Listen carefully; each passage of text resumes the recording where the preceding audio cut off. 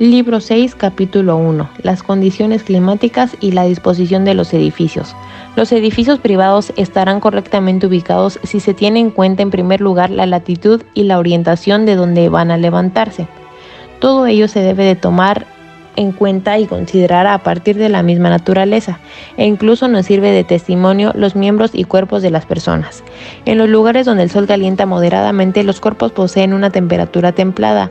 En los lugares que son muy cálidos, por su proximidad al curso del sol, este con sus rayos abrasadores absorbe su humedad. Por el contrario, en las regiones frías muy distantes del mediodía, la humedad no queda absorbida por completo, debido al escaso calor de los rayos solares y además al aire fresco, más corpulentos e incluso el tono de su voz más grave. Capítulo 2. Las proporciones en los edificios. La mayor preocupación de un arquitecto debe de ser que los edificios poseen una puntual proporción en sus distintas partes y en todo su conjunto, fijada la medida de su simetría y calculadas perfectamente las proporciones de tal medida, es entonces objetivo de su astucia elegir la naturaleza del lugar en relación al uso y a la belleza del edificio, ajustar sus medidas añadiendo o eliminando lo necesario para conservar siempre su simetría, de modo que parezca que todo se ha ido conformando correctamente y que en su aspecto exterior no se eche nada en falta. Lo primero que se debe de establecer son las reglas de la simetría de donde se deriven las diversas alternativas o modificaciones con toda exactitud. Después se determinará la medida longitudinal del solar del futuro edificio, cuyas dimensiones se fijarán a la vez. Seguidamente se establecerá el ajuste exacto de la proporción para lograr un aspecto exterior decoroso, de modo de que quede perfectamente clara a quien lo vea. Capítulo 3. Los atrios. Deben distinguirse 5 clases diferentes de atrios, cuyos nombres responden precisamente a su aspecto.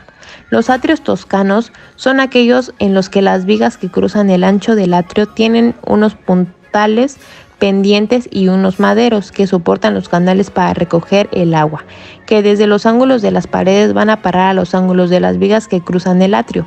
Mediante unos tirantes se forma una pendiente para que discurra el agua hacia el compluvio, situado en medio del techo del atrio.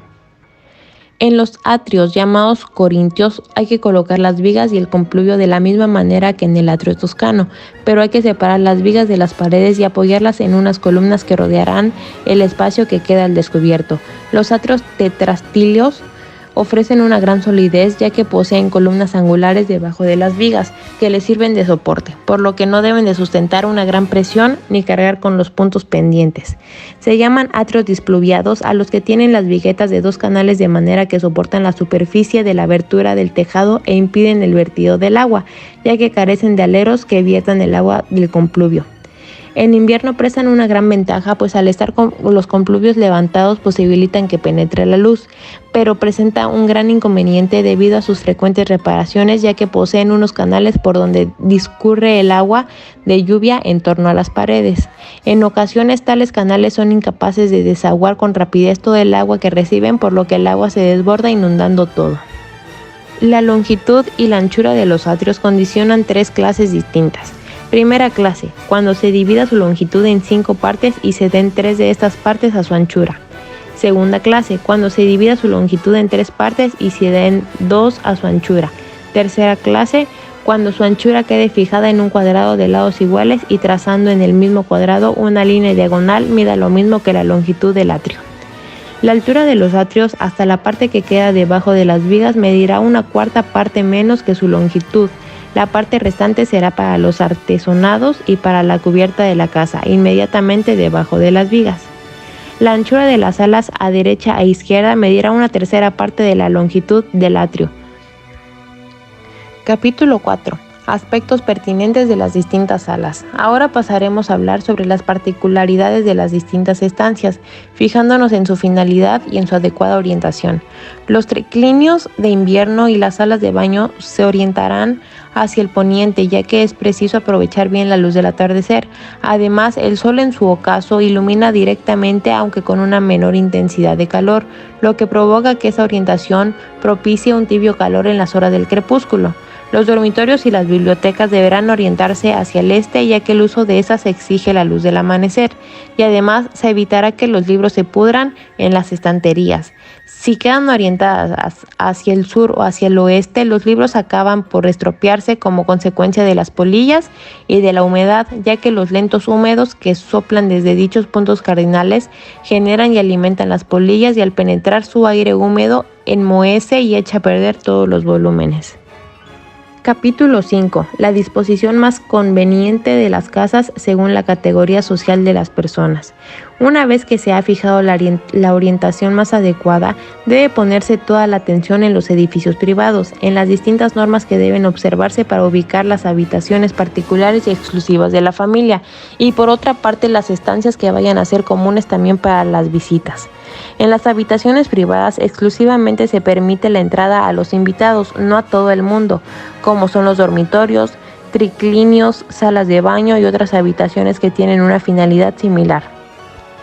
Se llaman estancias comunes a las que tiene acceso por derecho propio cualquier persona del pueblo, incluso sin ser invitada, como son los vestíbulos, los atrios, los peristilios y demás estancias cuyo uso y finalidad son similares.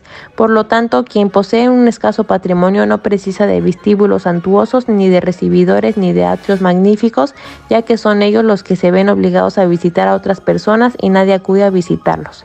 Los que viven de productos del campo deben de disponer sus establos y sus tiendas en los vestíbulos, y en el interior de la vivienda se situarán las bodegas, graneros y despensas, cuya finalidad es guardar los productos más que ofrecer un aspecto elegante. Capítulo 6. Las casas de campo. Sus dimensiones se acomodarán a las medidas de las tierras y al volumen de las cosechas que se recojan. Los establos se adaptarán al número de reses y de yuntas de bueyes que sean necesarios para trabajar en el campo.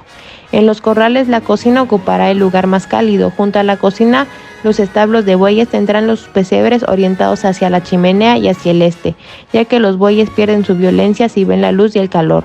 De aquí los campesinos, a pesar de no conocer muy bien las posibilidades que ofrece una adecuada orientación, piensan que no conviene que los bueyes queden orientados hacia otro punto cardinal que no sea el este. La anchura de los establos no debe de ser menor de 10 pies ni mayor de 15 pies. Su longitud se fijará de modo de que cada par de bueyes ocupe al menos 7 pies. Las salas de baño también se situarán junto a la cocina, pues así quedará cerca del servicio para el aseo de los campesinos. Asimismo, cerca de la cocina se colocará la almazara, pues de este modo será más fácil elaborar la cosecha de aceite. También contigua a la cocina estará la bodega de vino.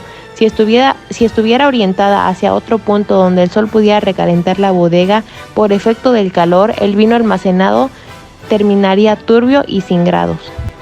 Debe proponerse el máximo cuidado en que todos los edificios queden perfectamente iluminados. Conseguir este objetivo parece mucho más sencillo en las casas de campo, ya que no se interponen las paredes de viviendas vecinas, que puedan obstaculizar su luminosidad en la ciudad.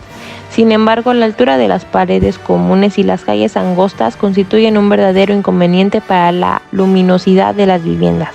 Para solventar este problema hay que proceder de la siguiente manera.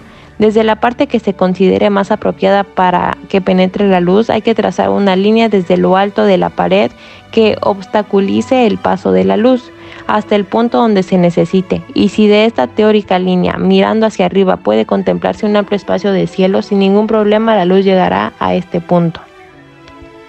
Capítulo 7. Las casas griegas. La entrada al peristilo, que tiene un pórtico solo por 3 de sus lados, en la parte orientada hacia el sur se levantan 2 pilastras que guardan entre sí una separación considerable. Sobre estas se tienden unas vigas y se retrotrae hacia el interior un espacio equivalente a 2/3 de la distancia entre las pilastras. Algunos llaman este espacio interior prostas o pastas. En la parte inferior de estos espacios se encuentran unas grandes salas donde las madres de familia se sientan para hilar. A derecha y a izquierda de las prostas se encuentran los dormitorios. Uno se llama talamus y el otro ampitalamus. Rodeando los pórticos encontramos unos triclinios más corrientes, los dormitorios y las habitaciones de los esclavos. Toda esta parte de la casa se llama gineconitis, es la zona reservada a las mujeres. Capítulo 8. La solidez de los edificios. En primer lugar, se comenzará por el pavimento de cascotes, que se refiere a la ruderación, que es el paso previo para el enlucido, con el fin de que se haga con sumo cuidado y previsión y lograr así una sólida base. Si se ha de echar sobre el suelo, debe averiguarse previamente si el suelo es completamente sólido. Posteriormente se nivelará y se extenderá una capa de cascotes y gravilla. Posteriormente se extenderá encima una capa de cascote del tamaño de un puño. Colocada la capa de cascotes, se extenderá otra capa de ripios. Si se trata de ripios recientes de piedra o de ladrillo molido, se mezclará una parte de cal y 3 de ripios. Si se trata de ripios procedentes de ruinas o demoliciones, se mezclarán 5 partes de ripios con 2 de cal. A continuación, se apisonará repetidamente la capa de cascotes utilizando mazos de madera para que quede completamente firme. Los pavimentos que vayan a quedar al aire libre deben adaptarse a tal finalidad, pues al hincharse por la humedad entre los entramados o al disminuir su volumen debido a la sequedad o bien al combarse sufren variaciones que ocasionan serios problemas en los pavimentos. Además, las escarchas y los hielos reducen su durabilidad. Si nos vemos obligados a su utilización con el fin de que no tengan ningún problema, debe procederse así. Colocadas las vigas, hay que poner sobre ellas otras atravesadas, bien sujetas con clavos, lo que posibilitará un doble entablado al entramado. Posteriormente se mezclará una tercera parte de piedras y ladrillos molidos con ripios nuevos, más 2 partes de cal que darán un compuesto de 5 elementos para formar el mortero.